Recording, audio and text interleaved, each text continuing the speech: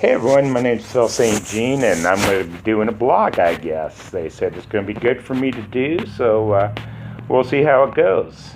A little background about me: I'm the youngest of the four boys living in Longview, Washington. It was interesting being the youngest. I'm actually a third generation Longviewite. So I was born and raised here in Longview. I moved back and forth different places, but I always come home because it's home. Just a little bit about me. I suffer from some mental challenges. I like to call them mental challenges instead of mental illness, because the stigma of mental illness is one flew over the cuckoo's nest, and I'm not quite there, but you never know. So I like to say I'm mentally challenged. I got like 5 out of the 7 signs, so yeah, I got this one pretty covered up. But hopefully, we can share with each other. If you do, have a little problem, you're not the only one around. One thing you got to remember, it is a disease. If you had cancer, you know what I hate is when people go, "Oh, how you doing, Phil? Well, I'm a little depressed today." Well, just get over it. Well, you just get over it. It's just something that we can't control. Well, without proper therapy and doctors and yada yada medicine, whatever that works for you. So I think unless you have these mental challenges, you really don't get it. I mean, you can be supportive. You can be, hey, I'm here for you if you ever need to talk.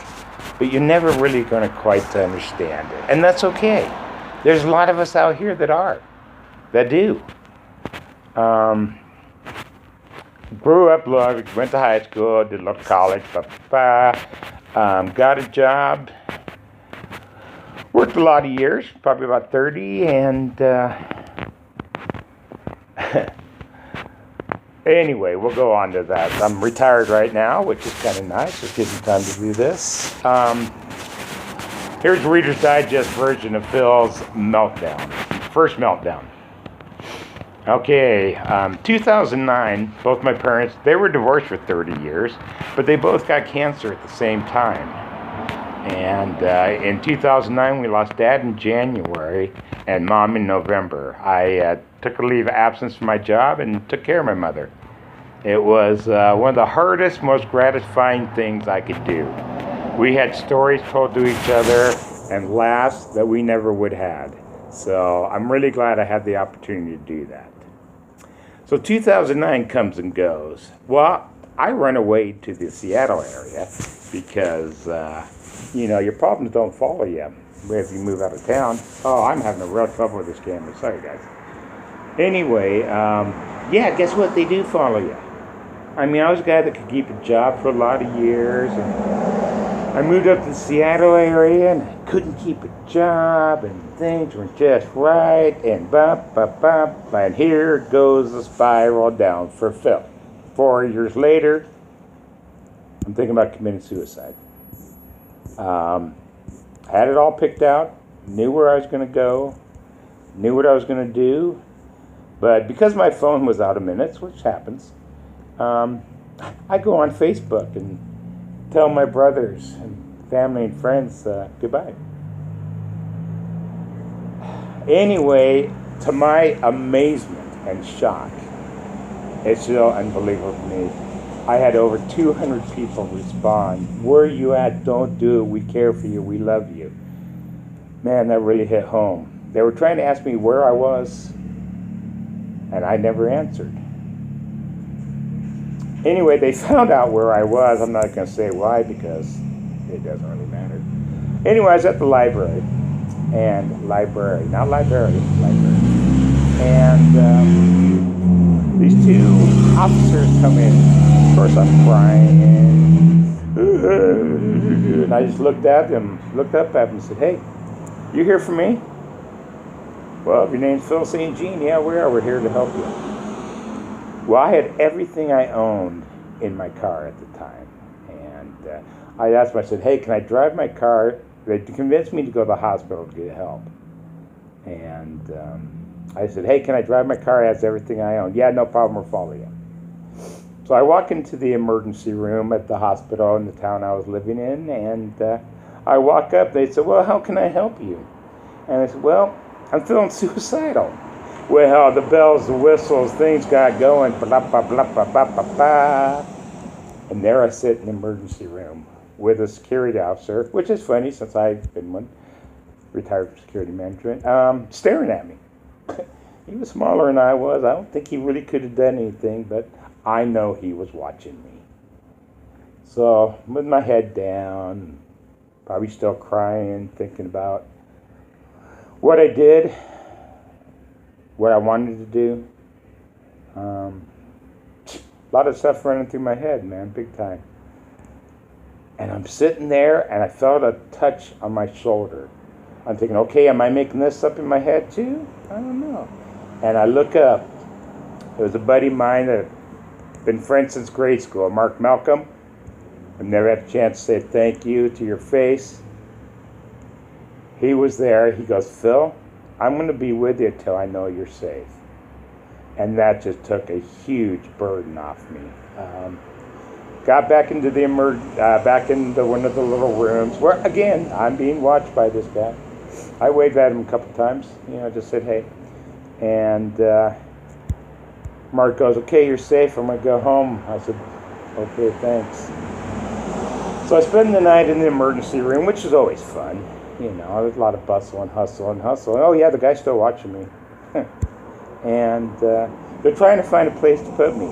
They found a mental hospital that was in the area that I could go to. So they transported me by ambulance.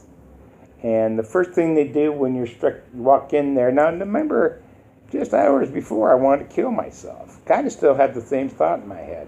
What do they do at this hospital? They take a picture of you. Oh, it's one of the best pictures you'll ever have. But I understand why they did.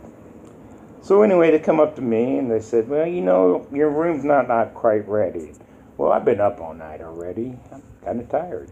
They said, well, we can lock you in this one sleeping room, and where the lower section, low maintenance people that have mental health challenges are.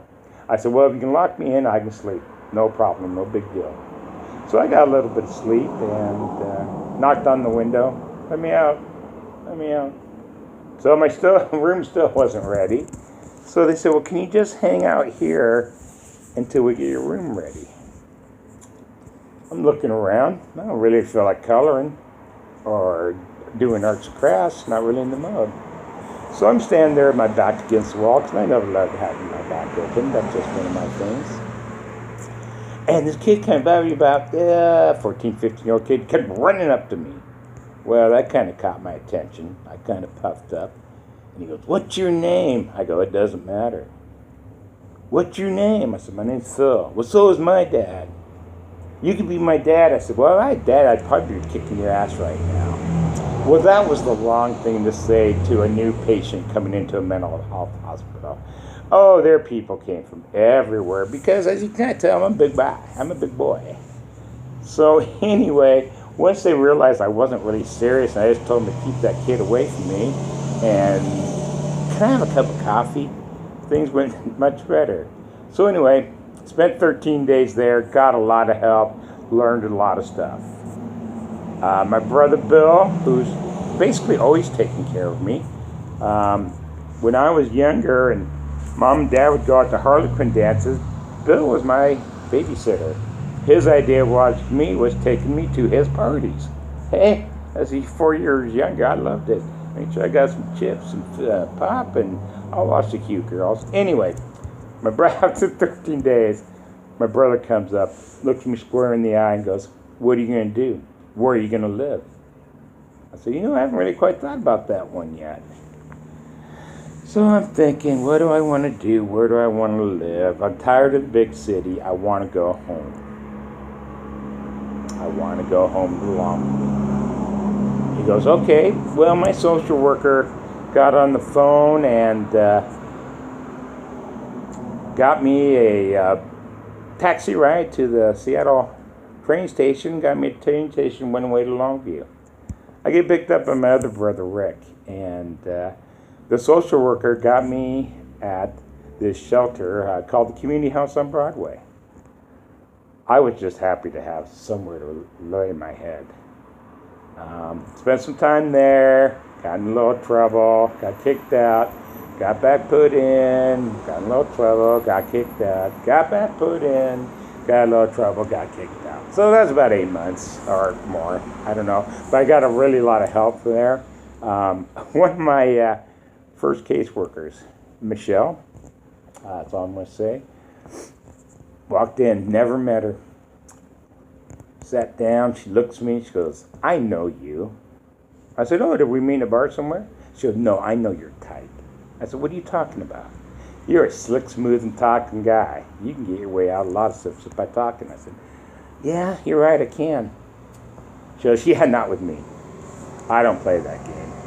So, and I'm that kind of person too. I kind of enjoy being the straight shooter. Don't sugarcoat stuff. Don't, smile on my face and pat me on the back and stab it in my back and pour salt in.